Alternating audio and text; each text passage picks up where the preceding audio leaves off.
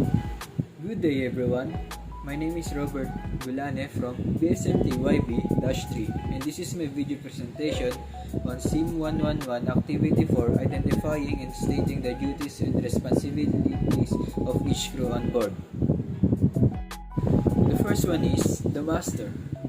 The master, usually called as the captain, acts as the commanding officer of the ship. He is primarily responsible for the safe navigation, care, and delivery of cargoes, safe operation, and the life and the safety of all on board. He is known as the owner's representative.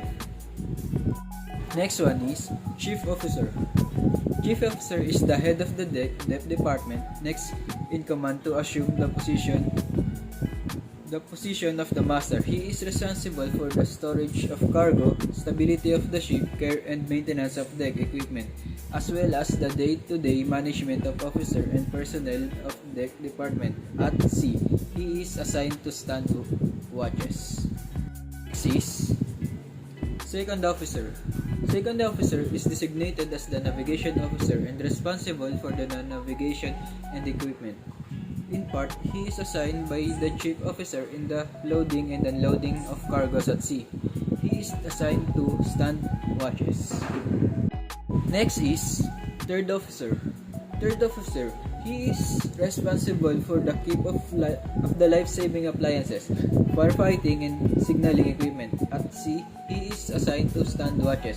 In port, he is assigned by the chief officer in the loading and unloading of cargoes. The next one is Pumpman. Pumpman is an unlicensed crew member of the deck department. Unlicensed seafarers are also known as ratings and include seafarer ranks such as bosun, the highest unlicensed deck rating, able-bodied seaman and ordinary seaman in the deck department, and motorman, wiper, and oiler in the engine department. The next one is the bosun. Bosun acts as foreman of all the seamen who perform all practical seamanship work on board under the order of the chief officer. Next is AB seaman or able-bodied seaman are experienced all practical seamanship work. They perform the day work and watches in the seaport. Next one is ordinary seaman. An ordinary seaman or OS is a member of the deck department of a ship. The position is an apprenticeship to become an able seaman and has been for centuries. In modern times, an OS is required to work on ship for a specific amount of time, gaining what is referred to as sea time. Next one is deck cadet. A deck cadet is an apprentice who has to learn the basic duties of a deck officer on board a ship. The cadet has to complete the prescribed sea time in order to take the exam of the second mate. Even though the cadet is on board, they still have to complete their studies. Let's go to the engine room. The first one is Chief Engineer. Is a licensed mariner in charge of the beginning department on merchant vessel. He is responsible for all operation and maintenance that has to do with any and all engineering equipment through the entire ship. The next one is Second Engineer.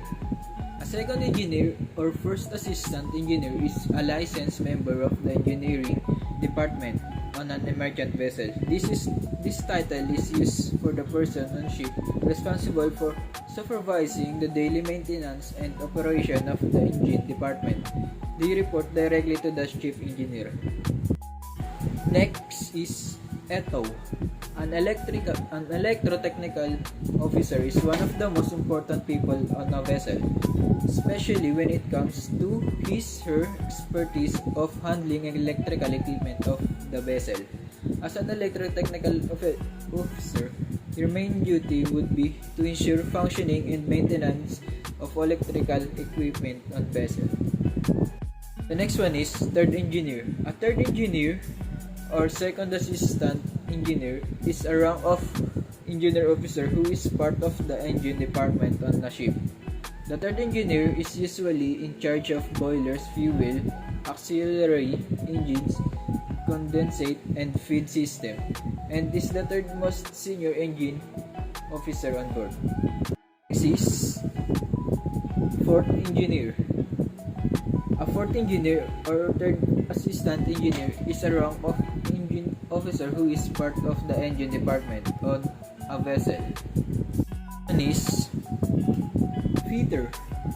A ship fitter is an enlisted or civilian person who works on materials such as high tensile steel and high yield strength steel.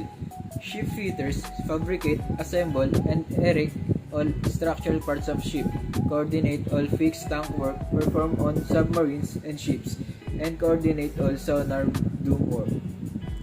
The next one is MTM oiler. Marine oilers work in the engine room, helping the engineers keep the propulsion system in the working order. They are the engine room equivalent of sailors. New oilers usually are called wipers or pumpmen on vessel handling liquid cargo. Lubricate, grease shaft, bearings, and other parts of the engine or motor. Next is wiper. A wiper is a position responsible for both cleaning the engine spaces and machinery of the ship and assisting the ship's engineer as directed. Railroad workers who perform similar jobs were also known as wipers, or in the UK as cleaners. Next is engine cadet. As an engine cadet, you will spend your days on board ship tracing outcome of the different systems on board, as well as getting hands-on experience, learning how to strip an engine and inspect components. The maintenance of all the systems on board is what being an engineer is all about. The accommodation area or kitchen of the ship. The first one is ship steward. Direct, instruct, and assign personnel perform such a function preparing and serving meals. Moreover, the steward oversees cleaning and maintaining officers' quarters and stewards' department area and receiving, issuing, and inventorying stores. He also plan menu, compile supply, overtime, and cost records. One is chief cook. A chief cook, often shortened to cook, is a senior-most unlicensed crew member working in the steward's department of merchant ship. The ship cook's principal role is ensure the preparation and serving of meals that are both delicious and nutritious. Now, the third one, messman. The all-around man is the messman. He may perform any of the following duties: setting tables, serving food, or waiting on tables. Part of his job is also to clean the dishes and equipment, prepare coffee and beverage, make beds, and clean quarters of officers. He is used wherever the ship stewards want him. Thank you and good day everyone. Thanks for watching and listening to my video presentation about this activity.